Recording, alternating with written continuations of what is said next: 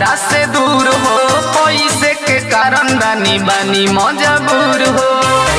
सुनता का सुनो जाए के न मन करे तुहरा से दूर हो, पैसे के कारण बानी बानी मजबूर हो। नहीं जे कमाईब तो कहाँ से खियाईब, करब याद तोहे हरदम। हेले जाबो कदी चंदन ए राजा जाता रा तू तो लंदन।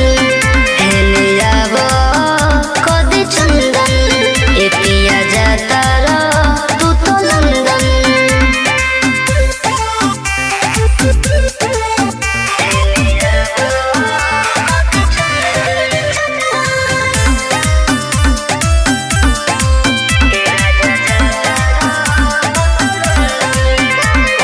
चल जइबा बहारा त कटी कैसे रतिया, याद आई कई तोहर मीठी मीठी बतिया।